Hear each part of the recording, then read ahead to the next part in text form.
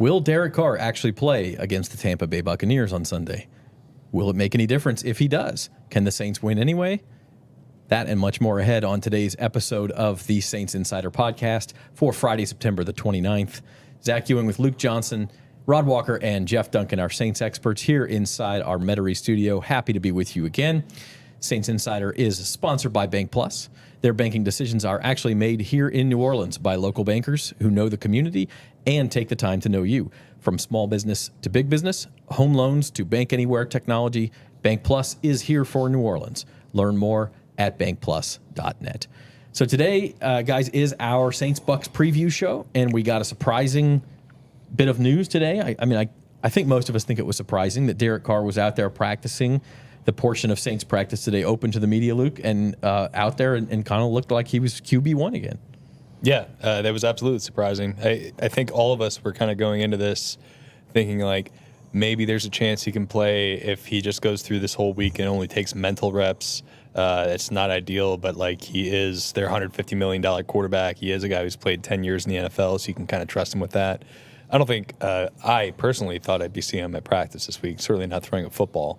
And you know, it's impossible to say based on the 10 minutes of practice we got to see whether his arm is actually up to the task. But I think the fact that he was even out there says to me there's a chance, and it at least gives Tampa something to think about where maybe we thought this was just kind of a little cat and mouse game going into this week. Yeah, we should be clear, like we don't get to see much of practice, maybe one or two drills, right? There's a limited window that we get to see them. Most of it's calisthenics. So we don't know what happened after that, right? It could have been a cat and mouse game just for us, but the fact that he didn't do this the first 2 days and they did it today. Today is third down, kind of red zone install, a lot of situational work in the game plan. Wednesday is first down, second down. Wednesday's first and second down, Thursday's third down, and today is situational goal line, short yardage. So it's interesting they would use him today if they indeed did all practice and didn't use him the first 2 days, because that's really the bulk of the game plan is Wednesday and Thursday. And they did list him as limited, which I guess you can kind of take that for what it's worth as well. So, did he look limited? I mean, could you notice any?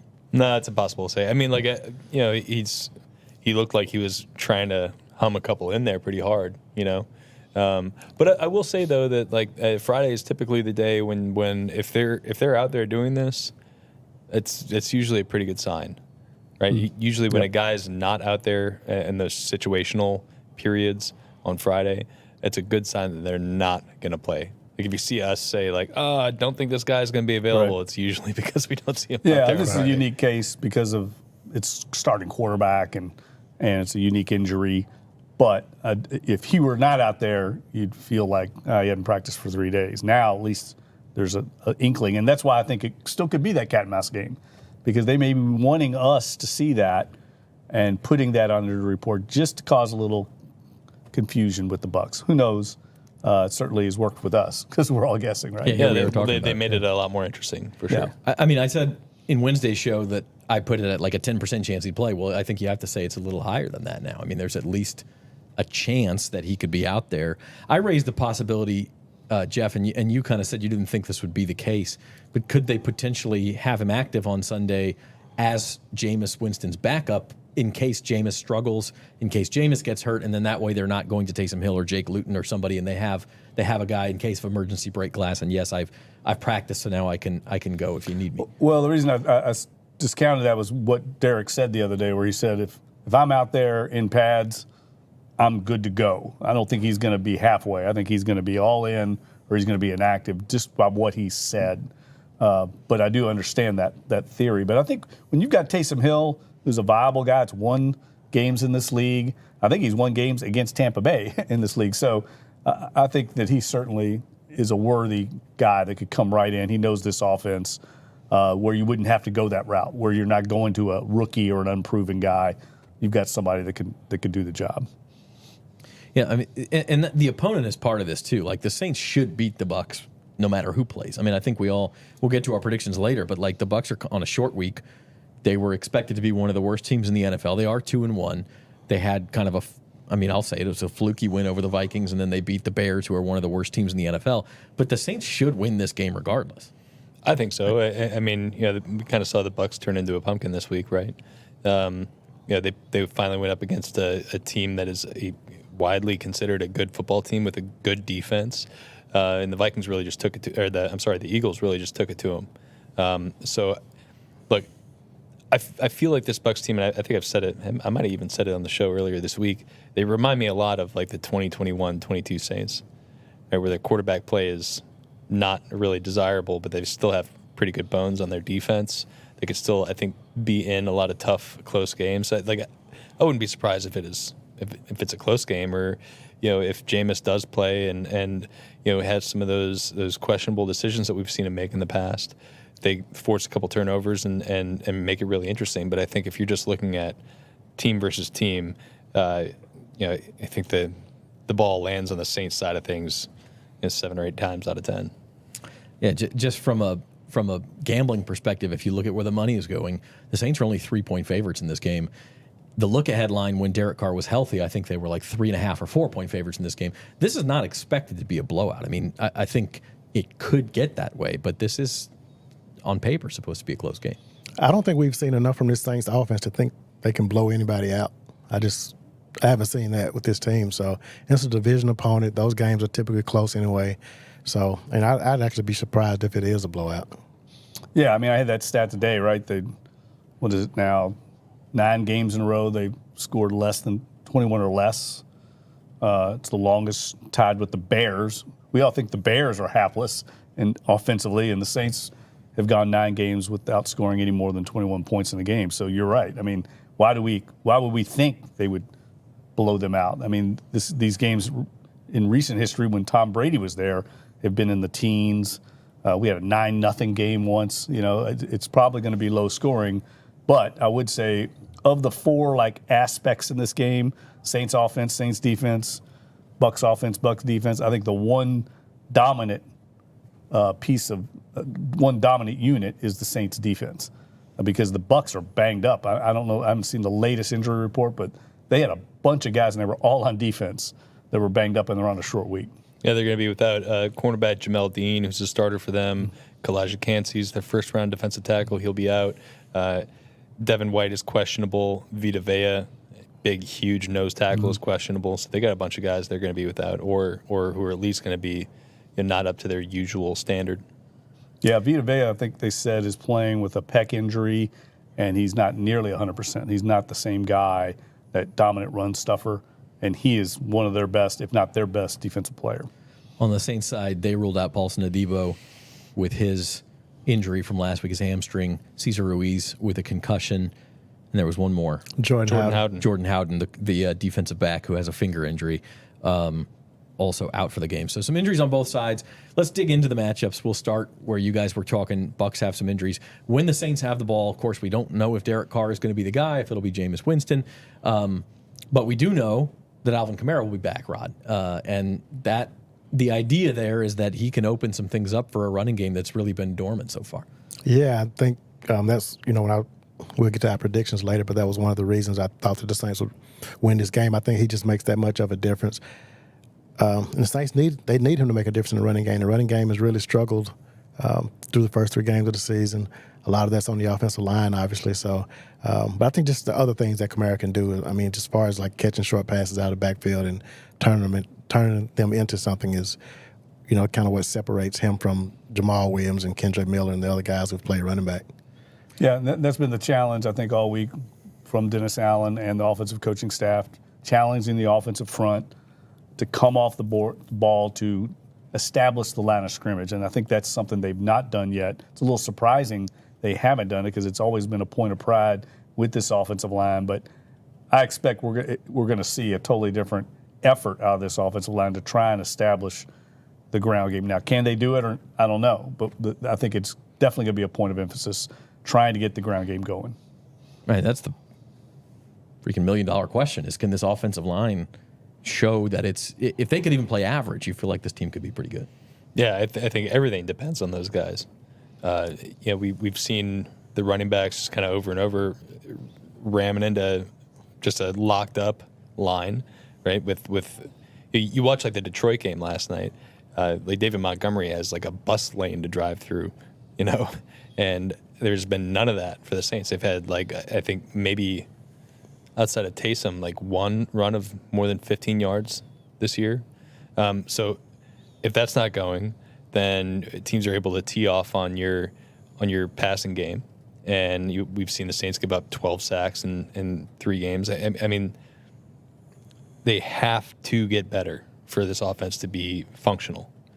And we've seen the playmakers on this team, if they can just give the quarterback time, if they can just create some lanes, I mean, they've got guys, really, really good guys on this team.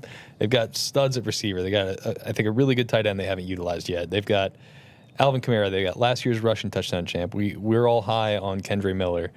I mean, they had the potential to be a really good offense, but it's going to go nowhere if that offensive line doesn't get things figured out. It's kind of maddening to look at that roster, to look at those skill players and say what this offense could be. And they just, I mean, like you said, Jeff, 9 games, they haven't even come close to showing that. And that's with their defense putting them in good position for the most part, too. Yeah, that's why I wonder just how much we should expect them to improve, because this is mostly a veteran unit, except for left tackle Trevor Penning. So at this point, I think they are what they kind of are. And I should also add, I mean, we don't really get into this much. We haven't got into it much. But at some point, you do have to turn your focus on maybe how they're being coached. Because we think they've got a ton of talent up front, like we've talked about. They've certainly invested there. You talked about, Luke, very well said about there's some huge holes in some of these lines. I've seen the Eagles the other night just had wide gapping holes in the Bucs defense for Swift to run through. We haven't seen any of that. So is it the scheme that these guys are being asked to try and be effective with? Is it archaic? Is it antiquated? Is it not?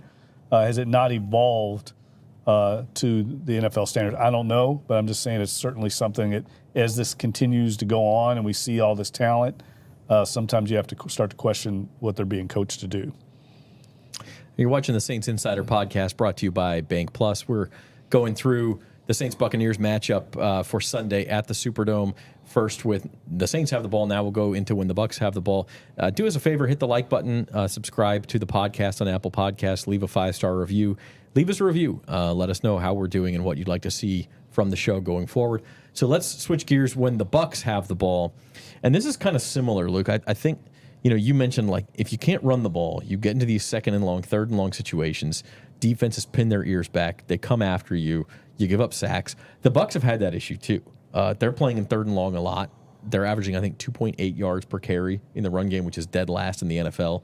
It's worse than the Saints.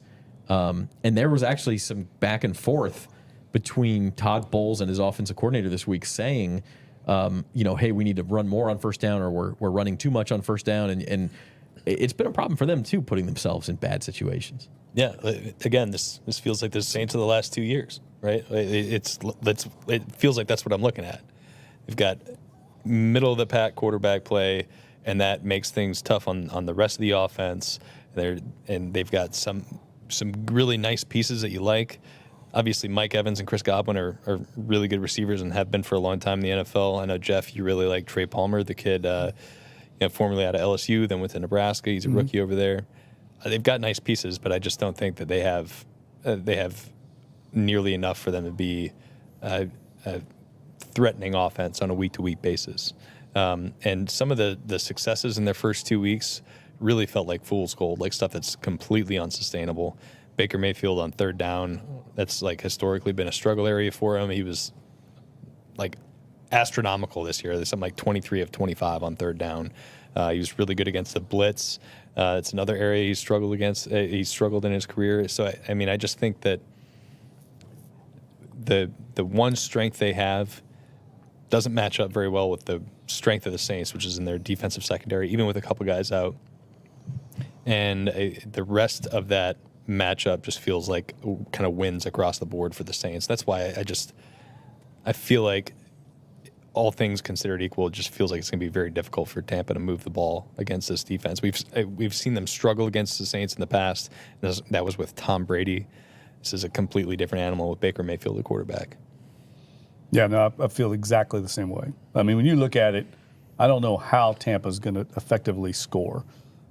They're going to have to either get a trick play, get a defensive turnover, special teams. I just don't see them driving the field with Baker Mayfield. You know, I've watched all three of their games, and he's had some Houdini escapes. I mean, just, you know, credit to him. He made the plays, but he's not going to you can't keep living that way in the NFL. He's going to get sacked. I think the Saints have a much greater. This is another matchup. It reminds me offensively of what we saw in Tennessee, kind of what we saw in Carolina, where there's just no one you really truly worry about. Mike Evans is a quality player, but he's not a game breaker. He's more of a possession type guy. He's had some big games already, but I don't see anybody there that and then the running game is so pedestrian. The Saints, if they were going to be attacked, that would be the area. We talked about Jordan Love giving them problems with his mobility. That's not a threat here. I just don't see how they're going to. If they get into double digits, I'll be surprised. Yeah, I agree with Luke and Jeffrey. I don't see this Tampa Bay team being able to just drive the ball up and down the field on the Saints. But I do think they're going to take some big shots. I mean, they watched the end of that Green Bay game, and they know how physical the Saints secondary is, and they'll try to, you know, take advantage of some penalties maybe. Mike Evans has, I think it's 7 catches this season for 20 or more yards, which is like second in the league. So he can make some really big plays, and I think that's what they're going to have to count on if they have any shot of winning this game. Well, and remember that the Saints are basically down to their 4th safety now, too. Right. Marcus Mays serving the second game of a 3-game suspension. Jordan Howden's out, so it's up to probably Lonnie Johnson. Yeah. Maybe Ugo Amadi gets in there in the dime packages, but I mean, they're deep in the secondary. Lonnie had a pick last week, but it's still, it's asking a lot to go to safety number 4. I mean, they signed Daniel Sorensen off the street this week. He hadn't signed with anybody since the Saints let him go. Yeah. And Paulson Adebo's out still, so Right. Chris Godwin was probably going to be matched up, he won't be against Marshawn because Marshawn's going to be, dealing with Mike Evans. So I mean, I do think they have some weapons that could cause some problems. We'd be remiss if we did not mention Mike Evans against Marshawn Lattimore, who, and Lattimore, if you just look on the field, has done a really good job against Mike Evans in his career. Now, Mike Evans gets in his head, Lattimore gets in Evans' head, vice versa. It's never boring when those two get together. No, I mean, and it's going to be chippy again. These two teams have a history. I think it's definitely look. They're both prideful teams too. I like the swagger that the Bucs play with. I mean, that's something that they take pride in. I think the Saints are the same way. They're not going to back down. I love that description the other day that Chris Godwin had of when they play and you go into the Superdome. He said when you go into that stadium, it's like they shut the door behind you and there's no windows and the best team comes out. It's like a street fight. I love that description because that's what it feels like when these two teams play. And I think it's going to get physical again. But Lattimore, I think, can handle. He may give up some plays. Mike Evans is a great player, but I think he neutralizes that. And then who else do you worry about? I mean, Chris Godwin, at this stage of his career, is sort of on the downside. I don't think he's a guy that you worry about taking it to the house. He's a good possession receiver. Trey Palmer's got great speed. He's the one guy I think they could go deep. But you make a point. Their secondary's banged up. But to have the time to get the ball down the field, that he's got to hold the ball. And can their offensive line hold up against the Saints? Tristan Wirf's a great player, now playing left tackle, but they've got a lot of holes in that offensive line. They don't hold up very long in pass protection. We saw that the other night against the Eagles. I guess I'll leave this segment with this. The Saints, last time they played the Bucs, they had a 16-3 lead on Monday Night Football. Tom Brady led the Bucs back 17-16. 3 days after that, on Thursday Night Football the next week, Derek Carr started a game against Baker Mayfield and had a 16-3 lead, and Baker Mayfield led the Rams back to win 17-16, playing against the Raiders. So just kind of a weird coincidence, but I'll leave it there. I mean, it just doesn't seem like anything ever comes easy for the Saints team. If this defense gets going, it could come easy. You could see a turnover for some points. Yeah, I think so. I mean, I really do believe that the Saints defense is playing like a top 5 defense right now. And I don't think this Bucs offense is going to be the one that cracks that, So I'm fully expecting there to be some splash plays, sacks, getting after Baker Mayfield, making him throw some passes that he doesn't want to throw, and maybe couple interceptions, a fumble here and there. It just feels like that's the type of game we're heading for. And of course, it's probably going to be like 34-31 or something like that. Now that we've all just spent like 25 minutes saying this. Haven't scored 30 since last year, week 7.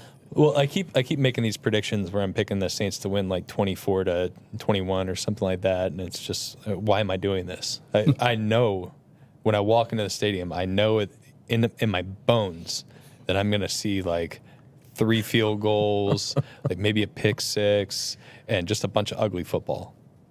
If you like punts, be at the Superdome on Sunday. Hey, and speaking of punts, Jake Carmada for Tampa Bay, unbelievable punter. I think he's had a 74-yarder and a 72-yarder in the last 2 games. He was the special teams player of the week. I mean, this guy's unbelievable Consider punter. this your hard sell on Saints Bucs tickets for Sunday. Yeah, watch. Don't get your popcorn. Come in to go see number 5 for Tampa. Come and see Tampa's punter. Yeah. But speaking of special teams, it's a good transition. I will say one thing is Rashid Shaheed finally got one last week, as Luke kind of half called. He said it was coming soon. Half called it. He fully called that. Yeah, I mean, we'll give you credit for it. If that really becomes a weapon for the Saints, like for a team that struggles to score points, huge game changer.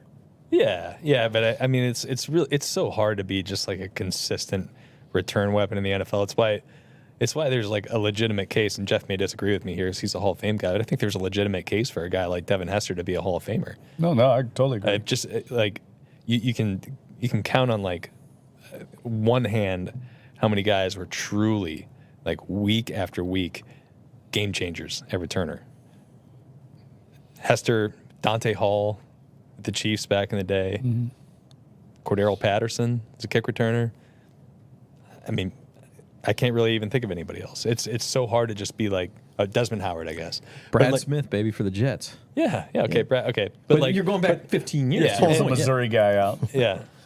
Former he Guilty played as charged, quarterback, right? He did. Yeah. Okay. So the point is that like we've all been waiting for this out of Shaheed, and he has the bona fides. He did it in college. It's why the Saints brought him here. They didn't even think about him as a receiver. I just think it's expecting a lot for that to be like really anything you can count on. Like this is like a once a year type of thing. If they're getting a lot out of him. And the rules have changed too. I mean, the rules make it harder to return. They give you more incentive to take touchbacks on kickoffs, that sort of thing. So it's like, I don't know. Well, no, that's a good point. And I do think that's something we haven't talked about yet. I know it's not the sexiest topic, but, we do have to look at that a little bit. I know Darren Rizzi believes, let's let our home run hitter take it out of the end zone, but it hadn't worked so far on kickoffs. The Saints are starting a lot of drives at the 18, inside their own 20, and you should start at the 25 every time. I mean, you can take it either. You don't have to take it out of the end zone, or you can fair catch and get the 25. I know Dennis Allen said that in one of his week 1 press conferences, and Rizzi believes, hey, let's go for the Powerball. We'll give it a shot. But with this pop gun offense they have, that's worked against them sometime because they are not getting out to the 25 at all. I think they're down at the bottom 5 of the league in average starting drive. Well, and to your point, like the 18 might be a good, like you get a flag and all of a sudden it's the 8. Or on the opening kickoff of the season, Rashid Shaheed fumbled. I mean, so there's bad things that can happen too. Yeah, but like, who cares about 7 yards of field position though? Statistically, it matters, man. The analytics tell you. Yeah, I just With this offense, it definitely matters. Yeah. I guess 10 yards is big with I this guess offense. like, but come on, maybe like roll the dice. Let's see I what know, he can do. but I mean, they it's- did it all the time with Deontay Hardy too. I know that's Darren Rizzi. He Yeah. believes in that, but this defensive-minded coach, it's funny that he's willing to let it go because that was one of the first things he said. He goes, "I want the ball at the 25" in that press conference. Yeah. And he's not getting it there. Sure thing, Dennis. That's yeah. Yeah, no, we'll see. I do think they need to get Shaheed involved this week a little more in the passing game. He had a quiet game last week. They only targeted him once. Right. And I mean, it was Very quiet. I mean, basically didn't use him non-starter. really on jet sweeps. We didn't see that. Yeah. And I also think they got to get Jawan Johnson going. We've talked about that before, but that's been noticeably absent, maybe because they're using him in pass protection. That's what Pete Carmichael alluded to, but that's the downside of giving help to your offensive line is you lose somebody else out in the pass route. If they mic Jameis Winston up, will he suggest a go route to Shaheed? No, I want Rod's take on this because Rod was talking to him today. Oh, I think he definitely will. I mean, that's First quarter, second quarter, third quarter. that's first quarter, man. He's going for it now, no doubt about it. I got a chance to talk to Jameis a little bit to the side today, and he is really like hoping that this is his opportunity to play. And this is a team that obviously he played for, and they drafted him, and all the history that comes with Jameis Winston in Tampa Bay. He got hurt against them. He started the feud between Marshawn and Mike Evans, sort of. He's kind of the one who instigated all that. So there's a lot of history with Jameis, and so this is an opportunity for him, I think, if he gets it, to kind of get his revenge against this team. Yeah, it's interesting. Let's move into some keys to the game here on the Saints Insider Podcast, brought to you by Bank Plus. Besides what we've talked about, I really think, Luke, you hit on one, and that's the Saints defense. Not only they've been very good down to down.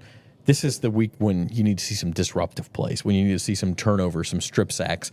It's hard to expect a pick six or a scoop and score, something like that. But some plays at least that flip the field position and can really change the game. Yeah, and I think the Bucs are going to give them their chances to do that, right? Mayfield's been a guy who's turned the ball over in his career. He kind of had a very similar career arc to Jameis Winston, honestly. I think this is, if you're gonna get big splash plays, I think it can come against this Bucs offense. We saw the Saints do it against Brady over and over again. I think Brady threw like 7 picks his first season against the Saints over 2 games. I don't know if I'm going out of the way to say I'm expecting it this week, but the opportunities should be there for this team to do that. And I think kind of along with that, I want to see if the Saints are able to kind of shore up some of these lapses in coverage that we've seen them have, I think, through all 3 weeks now, where they've just kind of let guys run open behind their secondary, and they've been bailed out by quarterbacks missing those throws. Tannehill had one for Tajay Spears and their tight end. He missed both guys running wide open. We saw Christian Watson last week miss Luke Musgrave and Dontavian Wicks on that 4th down. The Saints have played very well, but they've also gotten kind of lucky in some of these instances. So I think this is the kind of week where you want to see them tighten up some of those finer details and then make the splash plays. I think this is the week you can kind of expect them to make that type of jump. Guys, for you, any other keys to the game we haven't hit on or that you want to reiterate? I think the obvious one is just, protecting whoever the quarterback is. And, that's just been something that we've talked about constantly throughout the training camp. We've talked about it through the first 3 games. So to me, that's the key to the game for the Saints. Yeah, it's a great point because Todd Bowles is well known for being very exotic. We talk about Dennis Allen, but Bowles is to the extreme on that. They bring cornerbacks, they bring safeties. Their front isn't necessarily that great at pressuring the passers, like Shaq Barrett,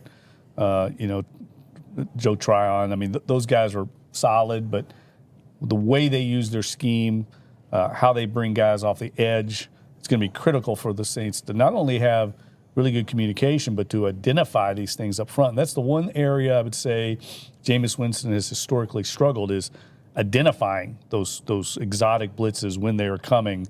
So that's another reason why I think they actually, will. If I had to lean to where they're going quarterback, I think they go with Jameis because he is healthy and because you're going to expose Derek Carr. You're not saying you want to get somebody hurt, but you're going to expose Derek Carr maybe to some blindside hit on that shoulder. If I'm Dennis Allen, Mickey Loomis, I know they're pretty conservative guys by nature. I don't want any chance of that happening in this game on that field turf at the Superdome. Tampa's tied for 4th in the NFL right now in quarterback knockdowns, and I think top 10 in pressure rate. So, yeah. And seven takeaways, 5 interceptions. So they're pretty opportunistic defense. They will get their hands on the ball, and they do have some playmakers in the secondary. Antoine Winfield Jr. is a terrific player. Reminds me a lot of like a younger Tyrann Mathieu in a lot of ways. Before we roll into predictions, are we all in agreement that Derek Carr probably not playing? Does anybody actually think he is going to be the starter?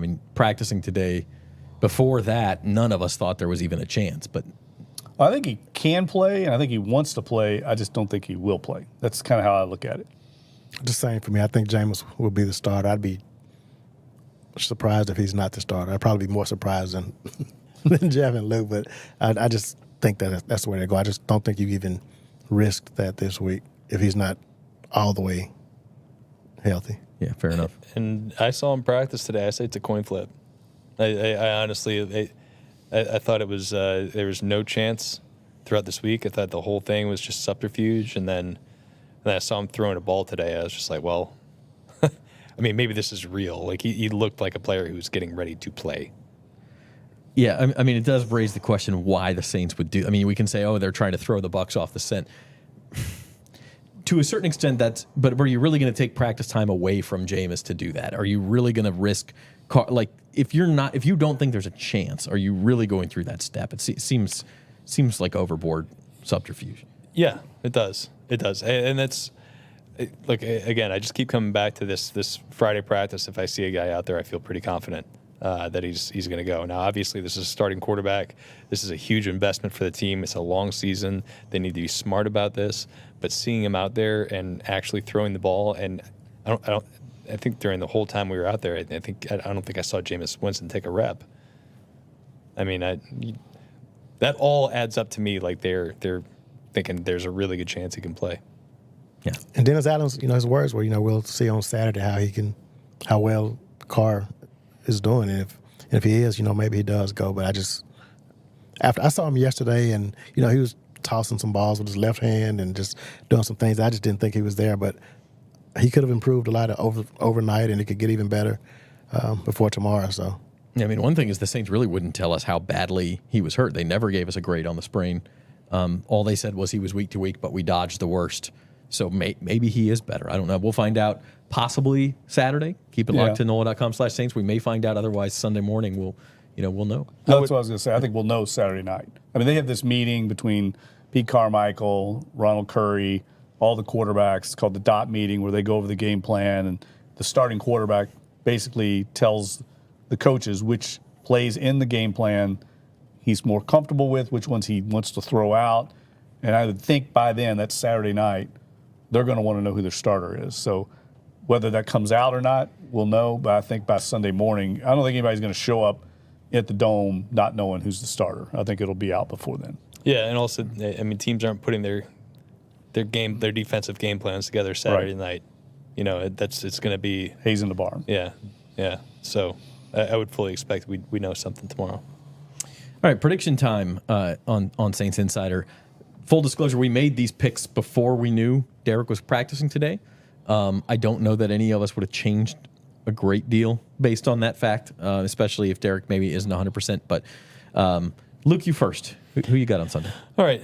Well, we've been talking for a little bit here, and I've over and over again saying that I think the Saints defense is going to overwhelm Tampa's offense, and I made my score prediction reflect that. I think the Saints are going to win something like a 17-9 game, another really ugly game that we have to sit through. I don't think this is the week the Saints offense is going to start finding its footing. I actually really like Tampa's defense. Outside of them giving up some kind of big yardage numbers in the passing game, they're a pretty solid defense. And I feel like we're destined to watch another slog. But I don't think the Saints are going to come up on the wrong side of that slog this time. I don't trust this Tampa offense to get anything going against the Saints D. If this job doesn't work out, Saints ticket office may give you a call. Promoting games, letting fans know how exciting they're going to be. Yeah. This is the way football was meant to be played. Play the NFL Films music. Yeah. I'm a little bit similar. I think the game will be a little higher scoring than that, simply because I think both defenses could set up scoring drives for the offenses. And sometimes these games that you think will be real defensive end up being a little higher scoring. I have 21-16 Saints. Again, it's going to have to be a situation where the defense sets up some points for the offense, I think. And I think the Saints can get that done. Rod? I didn't know if y'all were allowing me to do picks this week since I'm 1-2 on the season. We got to make ourselves feel good. So okay. Yeah, I picked the Saints again, so I don't know if that's good or bad based on how I've done so far. But I think Alvin Kamara makes a big difference. But I think the game's going to be close, and I think it's going to be a slog, like Luke said. But I think it's going to have some fireworks, too, just because of what Mike Evans and Marshawn Lattimore. But I do think the Saints, find a way to win this game. ride you 23-17. So I think the over-under is 39.5. You went over by half a point. None of us wanted to either. So it's interesting. Dunk, I'll let you make your pick, and then we'll sum it up. Well, I'll just say this. Like, I think the Saints are going to roll in this game. I don't think it's going to be close. I don't think they're going to light up the scoreboard. But like Luke said, I don't see how Tampa can score. So, I mean, I think if the Saints get 21, they're going to win double digits. There's no doubt in my mind. But I'll say one thing I would say is a word of warning. If the Saints somehow lose this game, we're going to have to shut down the Crescent City Connection because the Hoodats are going to be in crisis mode. If you thought they were in crisis mode after blowing a 17-0 lead, if they lose at home to this Bucs team and lose 2 in a row, circle the wagons. Okay, so we all think they're going to win. We all think the Saints are going to 3-1. And not only that, but all four of us have the Saints covering the spread, which is like, this is one of those moments people screenshot the picks. It's the kiss of death, right? Like all four of us picked the Saints to cover the spread. We were all 4 under, except for Rod was half a point over. So in other words, expect like the Ryan Fitzpatrick 44-38 Bucs victory or something. Well, at least it would be exciting. I do think there could be a lot of fireworks, though. You know, just the emotion that always comes with this game, and you know, both make a great point of like we could see some pick sixes, we could see some craziness with the defenses scoring. I think that could happen both ways. Look, if it's the Jameis Winston experience, we all know things happen, and Baker Mayfield's the exact same kind of quarterback. Yeah, no doubt. Both former number 1 picks, both kind of star-crossed, multiple teams backup. You know, being made into a backup and now getting a chance to start. So it'll be interesting, and that's if Jameis starts. I mean, we don't know. So lots of uncertainty, and we will have full coverage for you on Sunday at the Superdome. We'll have a little pregame video for you. We'll also have a Saints Insider postgame show immediately after the game right here on the Saints on NOLA.com YouTube channel. I say immediately, like 15 minutes after the game. So give us a little bit of time to get down there and get settled. And these guys will come out of the locker room and may bring Jim Derry on. Jim Derry, by the way, texted me and said the Saints are idiots if they start Derek Carr. That was his word. How does he really feel? So, yeah, well, you always know with Jim. So Jim may join us, and we'll see. And his point was Derek could re-injure himself, which the doctors say is not a risk. So I don't know. Any other final thoughts, guys? I just think this is one of those games. If you're gonna be a playoff team, you better win this game, right? Yeah, 100%. And again, I think we made this point a couple of weeks ago, but you look at what this team did last year. They went 0-2 against the Bucs. They went 0-2 against the Panthers, and by the time they got to week 18, they were a non-factor, even though they had the same record as everybody else pretty much. So these division games are super important. I think we can expect the division to be tight again this year. I mean, it's already we got 3 teams at 2-1 right now. This is we talk about there being no real must-win games in the NFL, but these are the type of ones that you would look back on if they dropped it and be like, ugh. Kind of like last week's game, right, against Green Bay. You could absolutely see a scenario where there's some playoff seeding, getting sorted out, and you're like, oh man, if only the Saints wouldn't have blown a 17-point fourth quarter lead in Green Bay, they'd be the 2 seed, or they'd have whatever tiebreaker advantage. So these games are really, really important. This one especially. So yeah, you can't drop this one. Now, look, I think it'd be cool if Jameis Winston gets a win over his former team, especially the fact that this was the game he got hurt in a few years ago, and the game he had such a bad performance a year ago. Was it a year ago? 2 years ago? When he, three picks. When he threw the 3 picks. So it would be, I think, redemption for him. I know it would mean a lot to him, be a good storyline. The only problem with that is if Jameis lights it up, we might have a quarterback controversy. Oh, come on, in New Orleans. I'm just saying. Just saying. No. Our Twitter will definitely be buzzing if he lights it up now. The if fan offense base all of a sudden gets going after struggling for 3 weeks. Right. Yeah, it'll. Yep. They score 35, no doubt. Yeah, there'll be a Twitter controversy. There won't be a real controversy. Let's just make that clear. Of course. But we'll be talking about it in this program, I guarantee you. we will talk about it. We also may talk about Taylor Swift again. Like the 39.5 is over under how many times she'll be shown on Sunday Night Football. She's supposed to. They're handing out like friendship bracelets and stuff. And you guys don't want to talk about that anymore. All right. The Saints going for their 3rd win. And look, like you said, early in the year, is it a must win? It's not a must win, but you really just kind of stack these wins up, money in the bank, and then at the end of the year. you're in a much better position. So speaking of money in the bank, Saints Insider is sponsored by Bank Plus. You guys like how I did that? The banking decisions are actually made here in New Orleans by local bankers who know the community and take the time to know you. From small business to big business, home loans to bank anywhere technology, Bank Plus is here for New Orleans. Check them out at bankplus.net. That'll do it for our show today. Again, we'll see you Sunday, Saints Insider post-game show 15 minutes after the game ends. Hit the like button, subscribe for us, leave a 5-star review, or whatever you think. We think we're 5-star, but whatever you think, and a review on Apple Podcasts and Spotify as well. For Luke Johnson, Rod Walker, and Jeff Duncan, I'm Zach Ewing. Thanks for watching the Saints Insider.